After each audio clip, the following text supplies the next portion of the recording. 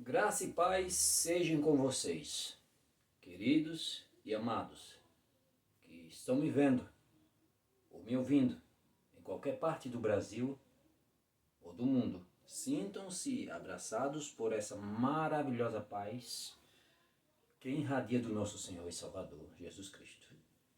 Que vos encham, que Deus encha seus corações de paz e alegria, hoje e para todos sempre. Amém.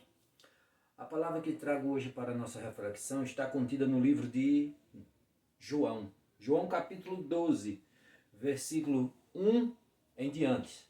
Vamos ler e vamos ver o que esse texto, esses versículos dentro desse capítulo tem a nos ensinar. Vamos ler.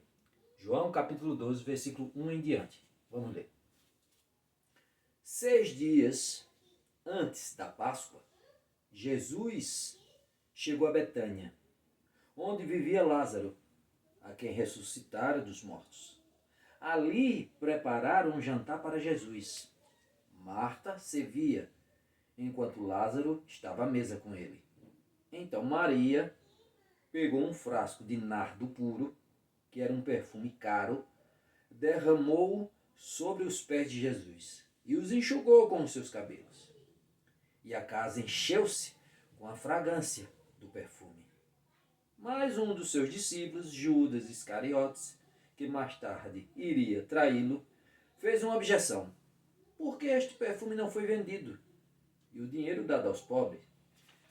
Seriam 300 denários. Ele não falou isso por se interessar pelos pobres, mas porque era ladrão, sendo responsável pela bolsa do dinheiro. Costumava tirar o que nela era colocado. Respondeu Jesus: deixe-a em paz, que o guarde para o dia do meu sepultamento. Pois os pobres vocês sempre terão consigo, mas a mim vocês nem sempre terão. O ponto central que eu quero trazer aqui, dentro desse contexto, para a nossa reflexão, está contido no versículo 3. Então Maria pegou um frasco de nardo puro, que era um perfume caro, derramou sobre os pés de Jesus e os enxugou com seus cabelos.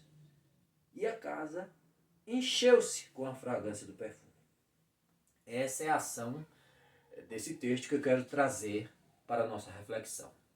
Hoje vivemos tempos difíceis, indiscutivelmente, tanto no caráter social como no moral.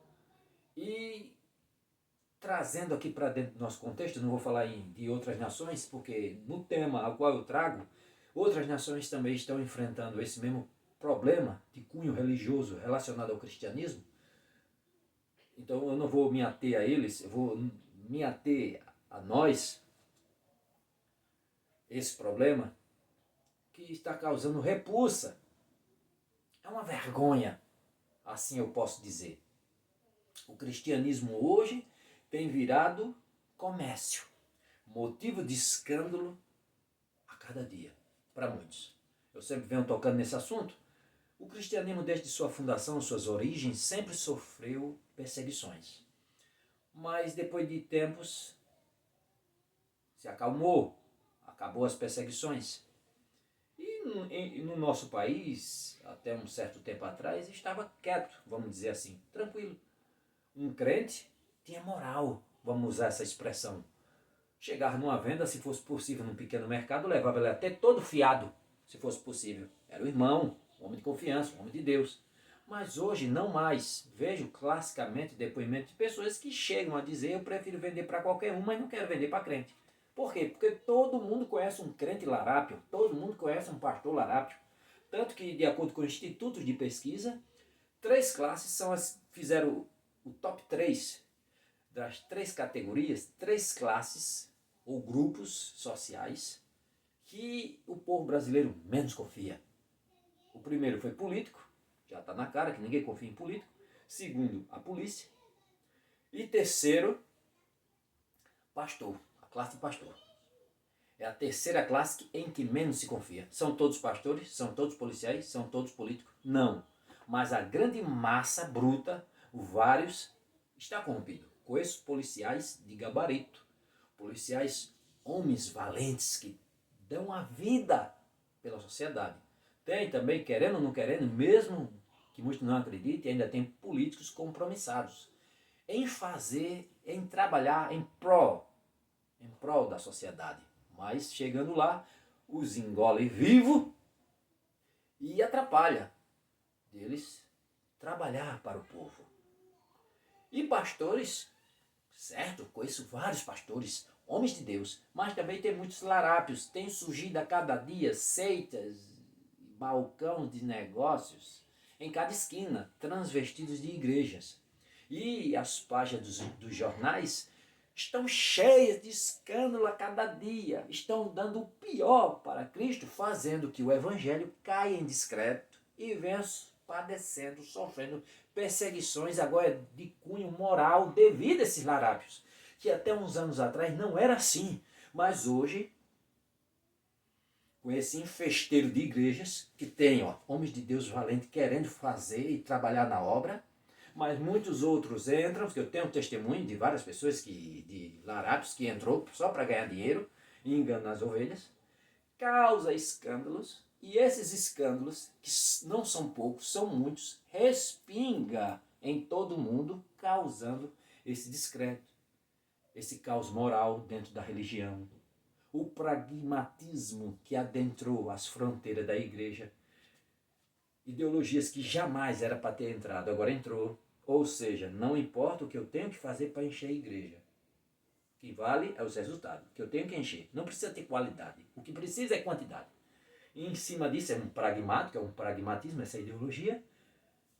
Escândalos e escândalos têm surgido a cada dia. Pessoas que abrem a boca para dizer que é cristã, mas que seu comportamento, suas ações denigre, envergonha o evangelho a cada dia. Torna a dizer, todo mundo conhece um crente larápio, todo mundo conhece um pastor larápio. Tem um irmão aqui perto, meu Deus, que se diz crente, mas as atitudes e as ações dele é terrível. É só escândalo. Pastores sendo presos, se você for procurar aí nos jornais, é direto. Irmãos envergonhando. Dentro da igreja são santos, na rua são demônios, porque dentro da igreja tem um comportamento, aquele comportamento, parece que Deus foi reduzido a uma caixa de fósforo, Deus foi reduzido a um templo de pedra, as escrituras é bem claras, que Deus não habita em templos feitos por mão de homem, mas acha que Deus só está ali dentro do templo, que Ele não está aqui fora, esquadrinhando a tua vida, ele acha que Deus só está contido ali dentro do templo, lá fora ele não está vendo nada que ele está fazendo, e ele lá fora dá o pior para Cristo. Ele não dá o melhor, ele dá o pior que há para Cristo, dia após dia. E isso vem escandalizando a ponto de eu ouvir, ler frases terríveis. A pior raça que existe é essa raça de crente. Tem que ser eliminada e extirpada da face da terra. Eu ouvi pessoas disso. Agora, por que essas pessoas dizem isso? Vamos entender, a gente tem que compreender, a gente tem que entender. A gente tem que ver. Está errada em certos pontos, sim. E está totalmente errada em certos pontos, você observa assim, vamos analisar e ver por que dessa repulsa, por que desse ódio? Por causa de testemunho errado de pessoas, de decepções que teve com os supostos irmãos que se diziam irmãos e causou estragos terríveis na vida dela. E não só um, vários líderes também que causou estragos terríveis. Dentro da igreja não foi acolhida, pelo contrário, foi extorquida, causando um trauma moral e espiritual em seu interior, causando essa repulsa e essa raiva. E viu outros e outros causando a mesma coisa. Viu crentes que na igreja, glórias a Deus, mas em casa espancava a mulher. Conheci um assim.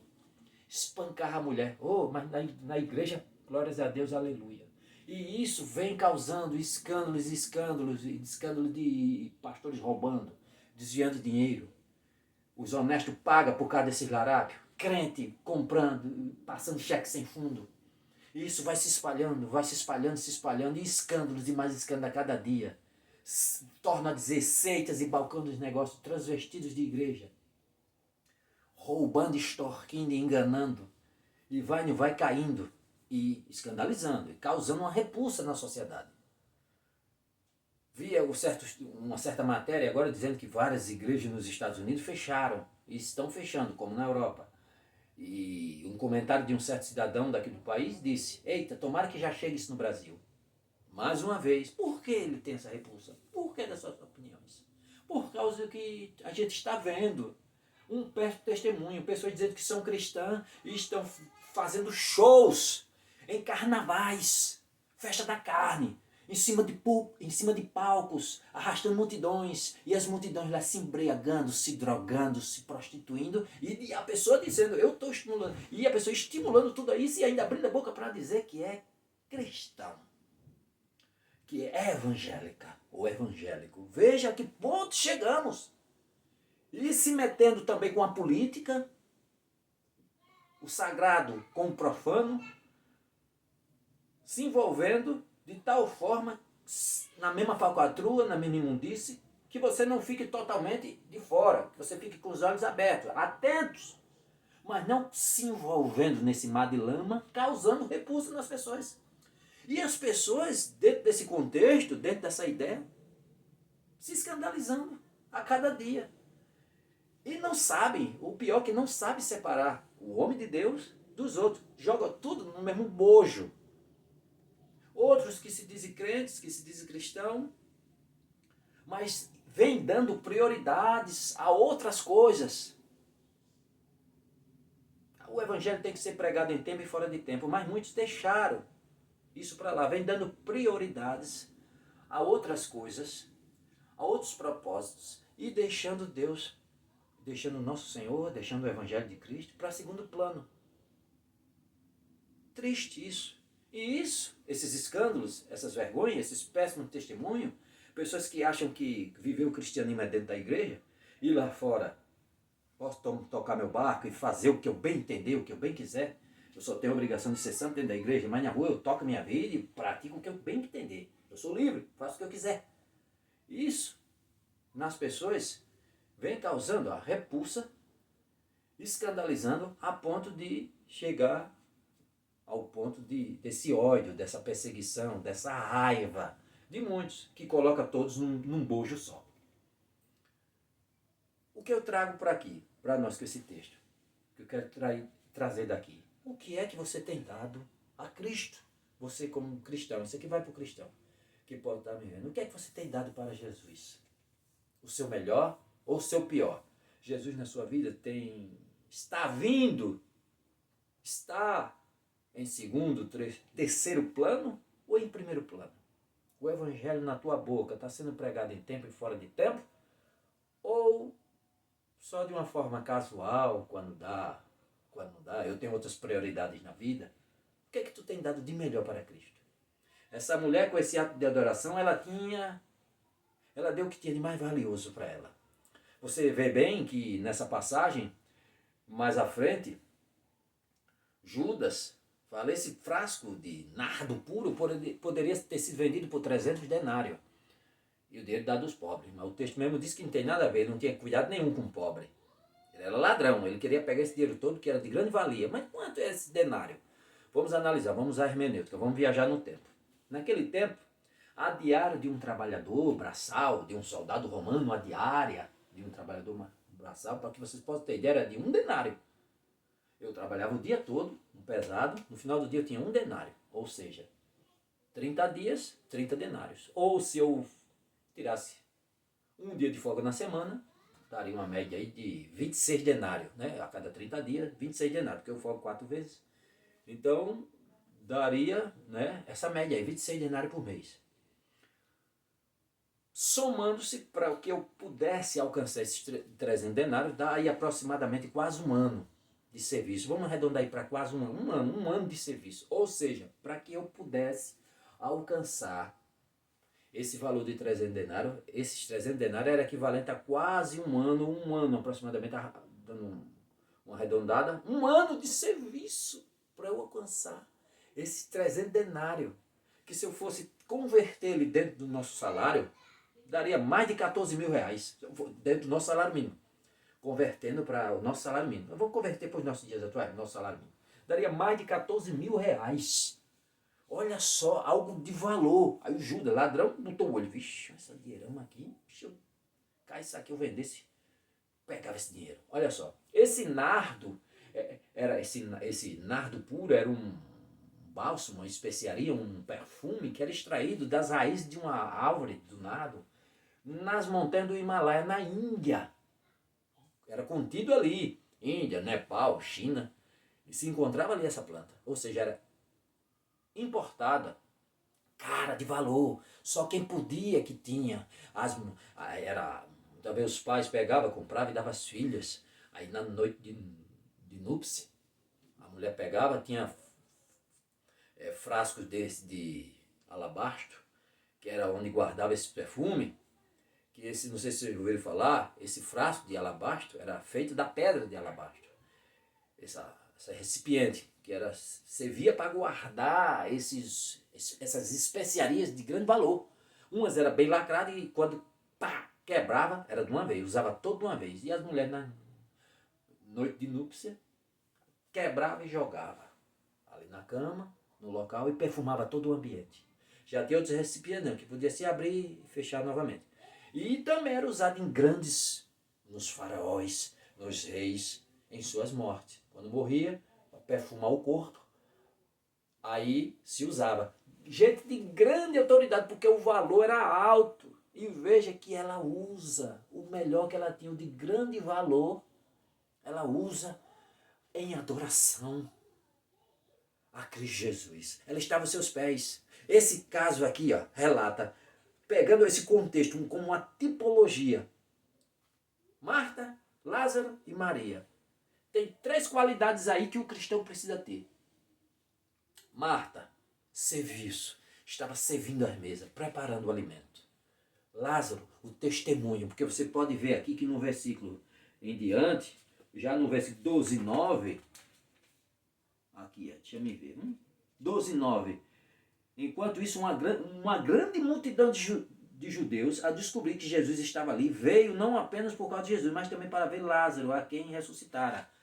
Muitos estavam ali, ou seja, Lázaro representa, trazendo como uma tipologia, o testemunho.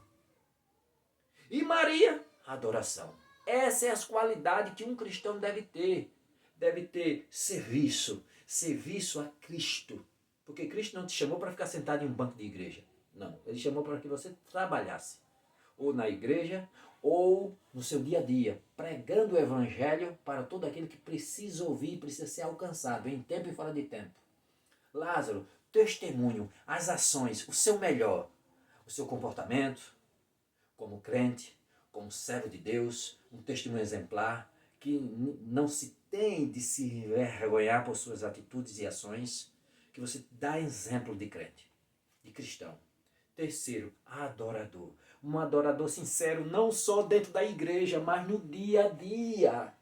Cristo, não podemos reduzir a divindade de Cristo, Deus Pai Todo-Poderoso. Não podemos reduzir a nossa fé só dentro de um contexto de um prédio, dentro de um templo. Não, não podemos reduzir a divindade de Cristo só em um local como esse, porque Cristo está em todo local. O Deus Todo-Poderoso está em todo canto, em todo local. Os seus olhos varrem a terra. Ele vê tudo, ele sabe de tudo. E a grande massa das pessoas que precisam de ajuda, precisam de ouvir o Evangelho, está fora aí, ó. Está pelos 4 cantos do mundo. E precisa ser alcançadas. Então eu não posso só dar um testemunho de crente dentro da igreja. E lá fora. E lá fora. Aí é o que eu trago aqui dentro do contexto. O que você tem dado de melhor para Cristo? Outro ponto em questão que eu quero trazer uma observação. Uma passagem como essa, um falso profeta, desses larápios comerciantes da fé, vai pegar essa passagem, eu já advirto, e com certeza já deve ter usado e usa. Olha, tá vendo? Ela deu o seu melhor. Ela deu o melhor, o que tinha de mais caro para Cristo.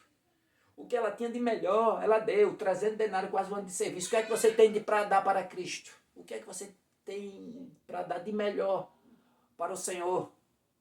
Vamos doar, vamos dar. Eu até me lembrei dessa passagem, porque eles usam. Os falsos profetas envergonham cada dia mais o evangelho. Uma passagem como essa, ele usa para isso. Não.